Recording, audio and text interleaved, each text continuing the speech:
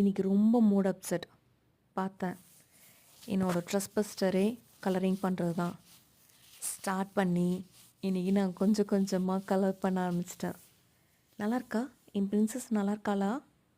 Green colour ஓகேவா? ஏதோ எனக்கு தெரிஞ்ச மாதிரி மைண்டுக்குள்ளே ரொம்ப கன்ஃபியூஷன்.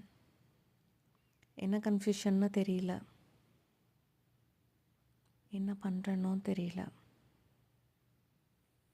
ஏதோ ஒன்று தனியாக இருக்க வரைக்கும் அப்படி தான் இருக்கும். தென் ஐல் பி ஓகே. நிறைய பேர் வாழ்க்கையில் வந்துட்டு போவாங்க. எல்லாருமே கண்டிப்பாக கூட இருக்கணும்னு அவசியம் கிடையாது. அதில் முக்கால்வாசி பேர் நமக்கு லெசன் சொல்லிக் கொடுக்கறதுக்கு தான் வராங்க. இந்த வாழ்க்கையில் நீ இப்படி தான் இருக்கணும் அப்படின்றது சொல்லிக் கொடுக்கறதுக்கு வருவாங்க. நம்மளை இன்னும் ஸ்ட்ராங்காக கேட்குறதுக்கு சொல்லிக் கொடுக்க வருவாங்க. இந்த மாதிரி தான் நிறைய பேர் வந்துட்டு போவாங்க.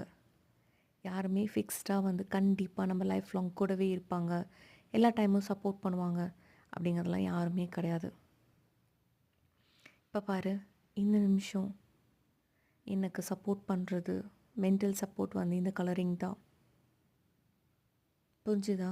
ஸோ அதுக்காக இந்த கலர் பண்ணுற paper it's a moral support அப்படின்லாம் சொல்ல முடியாது. பட் இந்த நிமிஷம் அது சப்போர்ட். பட் கலர் பண்ணி முடித்ததுக்கப்புறம் இந்த பேப்பர் எங்கே கிடக்கும்னு எனக்கே தெரியாது. எனக்கும் தெரியாது, அந்த பேப்பருக்கும் தெரியாது. இதோட வேல்யூ அவ்வளோதான்.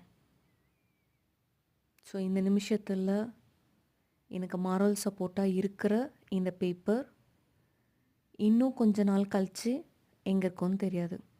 அதே மாதிரி தான் பீப்புளும் வருவாங்க, உனக்கு சொல்லி கொடுப்பாங்க, அவங்க வேலை முடிஞ்சோன்னே போயிட்டே இருப்பாங்க.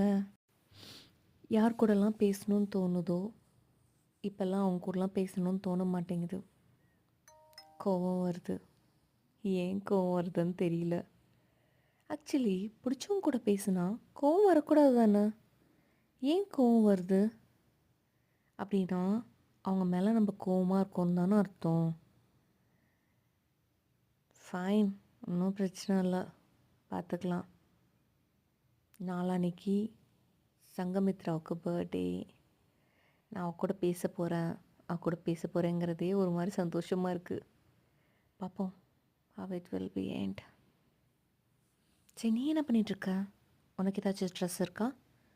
அதெல்லாம் எதுவுமே இருக்காது, சரியா? ஹாப்பியாக இரு, ஹாப்பியாக தூங்கு, சரியா?